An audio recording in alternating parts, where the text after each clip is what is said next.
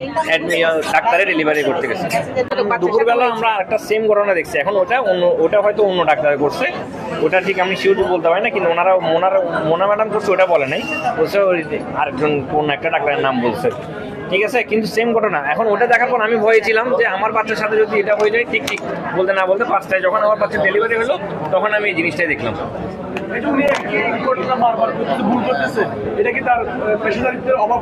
এটা আমি ঠিক বলতে পারি না। আমি ওনাকে বিশ্বাস করে দেখে ওনার ট্রিটমেন্টের উপর আমার আস্থা ছিল বলে আমি এখানে চলে আসছি। আমার প্রথম বাচ্চা এখানে হয়েছে। এই সুরাহা আমার কাছে মনে হচ্ছে ম্যাডাম যে ভুল রিয়েক্ট বা যে ভুল কথাগুলো বলছে, আমার বোনকে যেভাবে আঘাত করছে, ঠিক আছে, উনি ওটা গিয়ে ওনাকে বলতে হবে যে এটা ওনার বলাটা উচিত হয় নাই। উনি তখন সুন্দরভাবে জিনিসটাকে সলভ করতে পারতো, কিন্তু উনি সুন্দরভাবে সলভ না করে উনি রিয়েক্ট করে উল্টা বাজে ভাষায় ব্যবহার করছে আমাদের সাথে।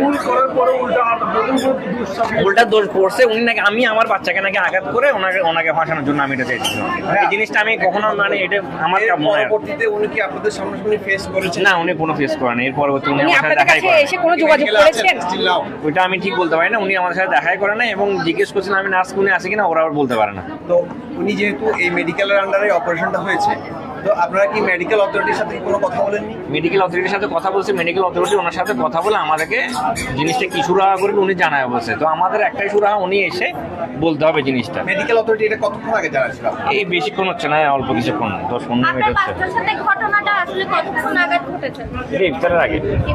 হ্যাঁ, ডেলিভারি হয়েছে ইফতারের আগে হয়েছে।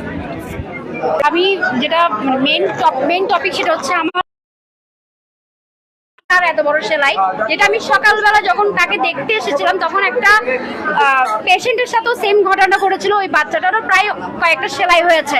আমি ব্যাপারটা ওভাবে নিই নাই। আমি শুধু বলেছি আমার বোনের বাচ্চাটা যাতে সেফলি ডেলিভারিটা হয়, এটার জন্য আমি কোনো কিছুই বলি না। আমি চলে গিয়েছিলাম।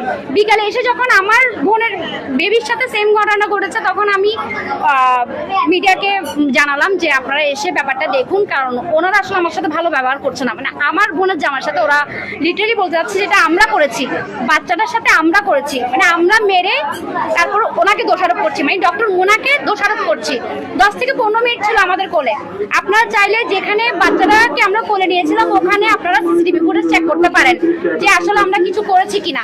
আপনারা চাইলে সিসিটিভি, আমি সুষ্ঠু একটা বিচার চাই যে ডক্টর মোনা যে দোষটা করেছে সে দোষটা এসে স্বীকার করুন, সরি বলুন। ওনার ব্যবহার যে ব্যবহারটা আমাদের সাথে করেছে যেটা মোটেও উচিত হয়নি।